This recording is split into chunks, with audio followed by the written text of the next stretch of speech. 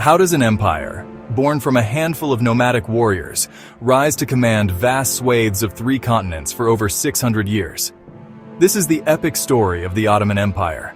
Imagine for a moment a power so great it could make kings in Europe tremble and dictate the flow of trade between East and West.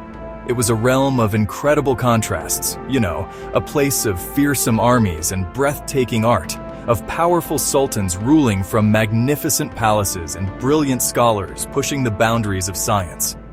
The Ottomans were more than just conquerors. They were architects of a world that blended cultures, religions, and ideas in a way rarely seen before. Their story is not just a chapter in a dusty history book. It is a living tale whose impact we still feel today. The very name Ottoman conjures images of grandeur and intrigue. We think of the gleaming domes of Istanbul's mosques, the disciplined march of the Janissary soldiers, and the secret whispers within the Topkapi Palace's harem. For centuries, this empire was a superpower, a central player on the world stage whose decisions could spark wars or forge lasting peace. Its influence stretched from the gates of Vienna in the heart of Europe, across the sun-scorched deserts of North Africa, and deep into the ancient lands of the Middle East.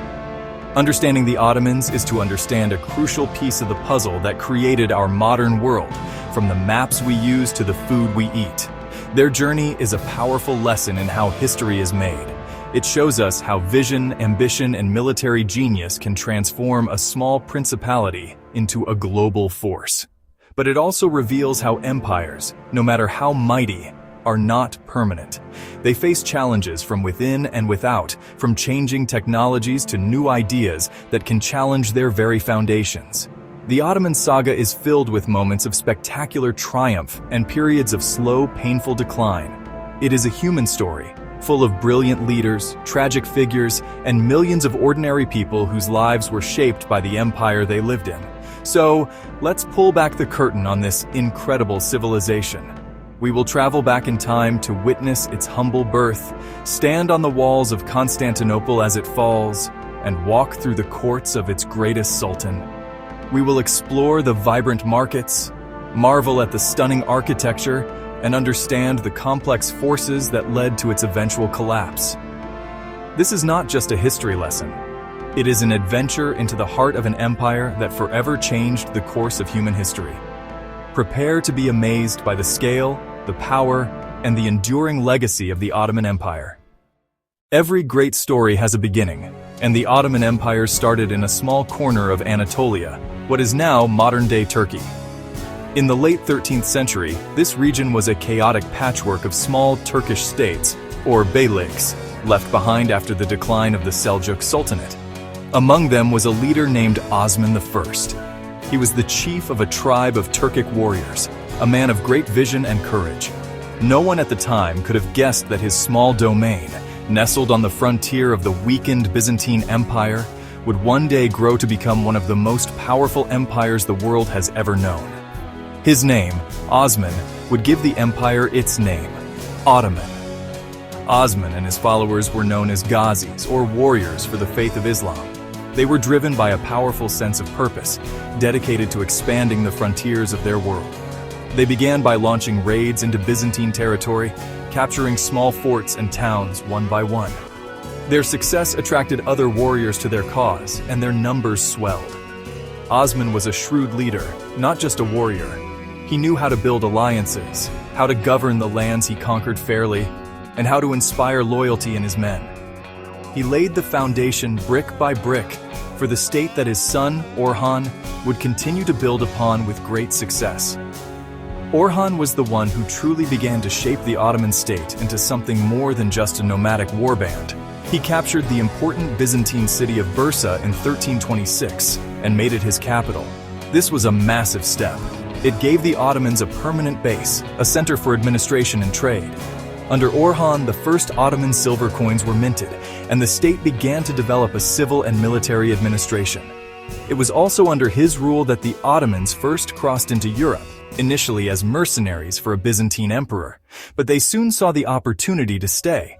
This was a pivotal moment that set the stage for centuries of Ottoman presence in the Balkans. The early Ottomans were successful because they were adaptable and pragmatic. They learned from the cultures they conquered, incorporating Byzantine administrative techniques and military strategies. They created a unique and powerful military force, including the famous Janissaries, an elite infantry unit made up of young Christian boys who were converted to Islam and raised to be fiercely loyal to the Sultan. This combination of religious zeal, military innovation, and clever state-building turned Osman's small tribe into an unstoppable force, poised on the edge of greatness and ready to forge an empire that would dominate the region for centuries to come.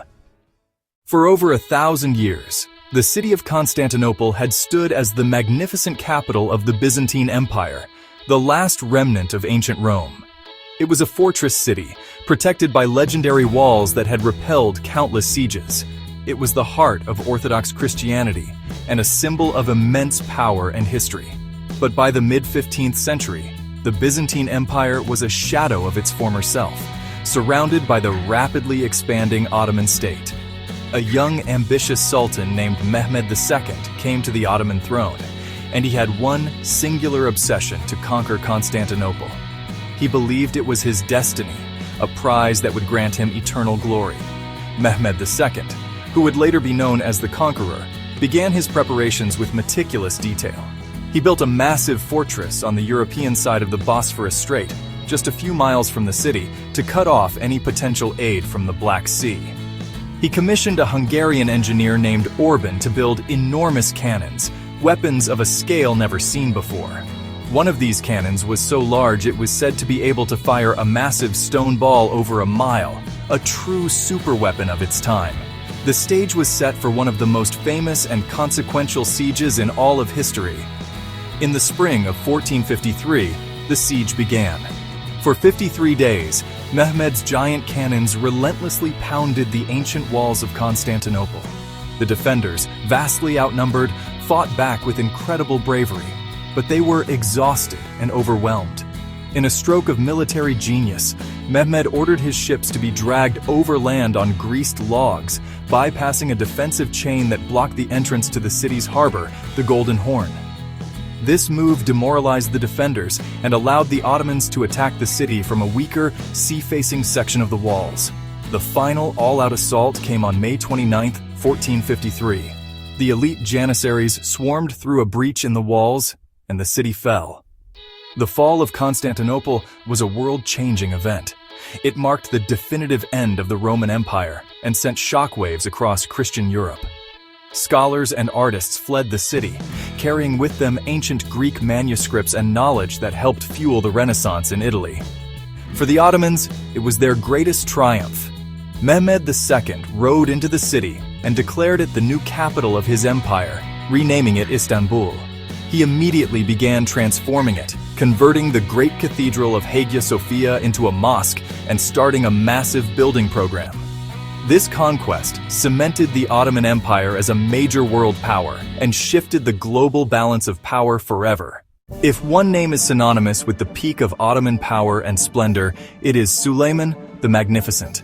He ascended to the throne in 1520, and his reign, which lasted for 46 years, is often called the Golden Age of the Ottoman Empire. Suleiman was a brilliant military strategist, a gifted administrator, and a great patron of the arts. He was known in the West as the Magnificent for the sheer splendor of his court. But in his own empire, he was known as the lawgiver because he oversaw a complete overhaul of the Ottoman legal system. He was a true Renaissance ruler, embodying both military might and cultural sophistication. Under Suleiman's command, the Ottoman military machine reached its zenith. His armies marched deep into Europe, capturing the strategic city of Belgrade and crushing the Hungarian army at the famous Battle of Mohacs in 1526. This victory opened the way to Central Europe, and in 1529, Suleiman laid siege to Vienna, the heart of the Habsburg Empire. Although the siege was ultimately unsuccessful, the very fact that Ottoman armies were at the gates of Vienna struck fear into the hearts of European rulers. In the east, he waged successful campaigns against the Safavid Empire in Persia, while his powerful navy, under the command of the legendary Admiral Barbarossa, dominated the Mediterranean Sea. But Suleiman's reign was not just about conquest. He presided over a period of incredible artistic and architectural achievement. He commissioned the greatest architect of the era, Mimar Sinan, to build mosques, bridges, and aqueducts that would redefine the skyline of Istanbul and other major cities. The Süleymaniye Mosque, a masterpiece of design and engineering, still stands today as a testament to the glory of his era. The arts flourished under his patronage, with brilliant developments in calligraphy, manuscript painting, textiles, and ceramics. The court at Topkapi Palace became a vibrant center of culture and intellect, attracting poets, scholars, and artists from across the empire. Suleiman's legal reforms were perhaps his most lasting legacy within the empire. He compiled all the Sultan's judgments into a single legal code, known as the Kanun. This code covered everything from criminal law and land tenure to taxation, and it would remain in force for centuries. It created a stable and predictable system of governance for a vast and diverse empire, balancing Islamic religious law with the needs of a multi-ethnic, multi-religious state. Suleiman's rule represented the perfect fusion of military power, administrative efficiency, and cultural brilliance, establishing a standard against which all subsequent sultans would be measured. The Ottoman Empire was not just a military superpower, it was a crucible of culture. For centuries, it stood at the crossroads of Europe, Asia, and Africa, and this unique position allowed it to absorb and blend a staggering variety of artistic and intellectual traditions. The result was a vibrant and unique civilization that made incredible contributions to world culture. From the towering minarets of its mosques to the intricate patterns of its carpets, Ottoman culture was a feast for the senses. Istanbul, the capital, became one of the world's great cultural hubs, a cosmopolitan city where ideas, goods, and people from all over the known world came together. Architecture was perhaps the most visible and enduring expression of Ottoman genius. The Ottomans perfected the design of the grand, dome-covered mosque, creating structures that were both spiritually uplifting and technically brilliant. The master architect Mimar Sinan, who served under Suleiman the Magnificent and his successors, is a figure who stands alongside Leonardo da Vinci or Michelangelo in terms of his creative genius. He designed over 300 major structures, including the stunning Süleymaniye Mosque in Istanbul and the Selimiye Mosque in Edirne, which he considered his masterpiece. These buildings combined immense scale with delicate details, creating spaces of perfect harmony and light. Beyond architecture, the decorative arts reached extraordinary heights of sophistication. Ottoman artisans were masters of calligraphy, transforming Arabic script into a high art form used to decorate everything from mosques to official documents. Iznik pottery, with its brilliant blue, turquoise, and red glazes, became famous throughout the world for its exquisite floral and geometric designs. The weaving of carpets and textiles was another area of excellence. Intricately patterned Turkish carpets were highly prized in Europe, becoming status symbols in the homes of the wealthy and appearing frequently in Renaissance paintings. These art forms were not just decorative. They were an integral part of daily life and religious expression. The Ottomans also made significant contributions to science and learning, particularly in their early and classical periods.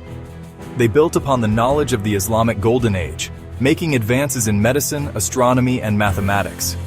Great observatories were built, and detailed astronomical charts were created.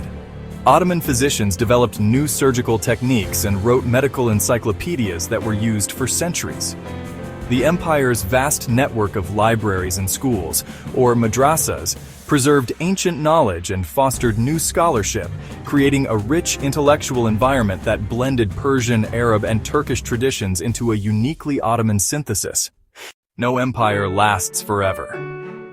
After the glorious reign of Suleiman the Magnificent, the Ottoman Empire entered a long and complex period of decline. This was not a sudden collapse, but a slow, gradual process that unfolded over more than 3 centuries. The causes were many and varied. A series of less capable sultans followed Suleiman, many of whom were more interested in the luxuries of the palace than in the difficult business of governing a vast empire. Corruption began to grow within the state bureaucracy, weakening the central administration that had once been the empire's greatest strength. The world was changing, and the Ottomans struggled to keep pace. Militarily, the empire began to lose its technological edge over its European rivals. While Europe was experiencing scientific and industrial revolutions, the Ottomans were slower to adapt. The Janissaries, once the empire's elite fighting force, became a powerful political group that resisted modernization and reform. They often interfered in politics, even overthrowing sultans who dared to challenge their power. A major turning point was the Second Siege of Vienna in 1683. The decisive Ottoman defeat there marked the end of their expansion into Europe and the beginning of a long, slow retreat from the Balkans as powers like Austria and Russia began to push back. Economically, the empire also faced serious challenges.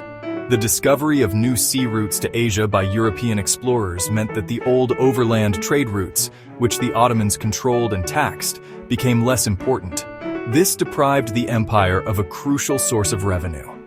At the same time, a massive influx of silver from the Americas into Europe caused widespread inflation, which destabilized the Ottoman economy. The empire, which had once been a hub of global trade, found itself increasingly on the periphery of a new world economy dominated by the maritime powers of Western Europe. These economic woes made it difficult to fund the army and the state. Despite several attempts at reform in the 19th century, known as the Tanzimat, the empire continued to weaken. It became known as the sick man of Europe, a vast territory whose fate was debated by the great powers of the day. The rise of nationalism, an idea imported from Europe, further tore the empire apart as ethnic groups in the Balkans, Greeks, Serbs, Bulgarians, fought for and won their independence. The final blow came with World War I. The Ottoman Empire sided with Germany and the Central Powers. Their defeat in 1918 led to the occupation of its territories by the Allied victors and sparked the Turkish War of Independence, led by a brilliant general named Mustafa Kemal Ataturk. In 1922, the last Ottoman Sultan was deposed, and the empire that had lasted for over 600 years officially came to an end. The Ottoman Empire may be gone from our maps, but its legacy is woven into the very fabric of the modern world, particularly in the Middle East, the Balkans, and North Africa. Its 600-year history shaped the political boundaries, ethnic makeup, and cultural identities of dozens of modern countries. The complex political situations we see in many of these regions today have deep roots in the way the empire was organized and the way it fell apart. The borders drawn by European powers after World War I often ignored the historical and ethnic realities of the Ottoman era, creating tensions that continue to this day. Culturally, the echoes of the empire are everywhere. You can taste it in the food, from the coffee that was popularized and spread to Europe through Ottoman lands to the kebabs and pastries enjoyed across the world. You can see it in the magnificent architecture that still dominates the skylines of cities like Istanbul, Cairo, and Sarajevo. The Ottoman system of organizing society into religious communities, known as the millet system, allowed different faiths to coexist for centuries. This long history of diversity has left a lasting imprint on the social and religious landscape of the former empire, creating a rich tapestry of cultures that still defines the region. The empire also played a crucial role as a bridge between East and West. For centuries, it was the main channel through which goods, ideas, and cultures flowed between the two worlds. It introduced European novelties to the East and brought Eastern goods and knowledge to the West. This constant interaction created a unique blend of traditions that enriched both sides. The political and military rivalry between the Ottomans and the powers of Europe was a defining feature of the early modern period, shaping the development of nations, armies, and political ideologies on both sides of the divide. So why does the story of the Ottoman Empire still matter so much? Because it is a powerful reminder of how interconnected our world has always been. It teaches us about the rise and fall of great powers, the complexities of governing diverse populations, and the incredible cultural achievements that can emerge from the meeting of different civilizations. To understand the world today, we must understand the empires that shaped it. The Ottoman story is a vital piece of that puzzle. I encourage you to look closer, to visit the places they built, to read the stories they told, and to discover for yourself the incredible and enduring legacy of the sultans. If you enjoyed this journey through history, don't forget to subscribe for more stories that shaped our world. Like this video if it amazed you, and let me know in the comments which part of the Ottoman story fascinated you most.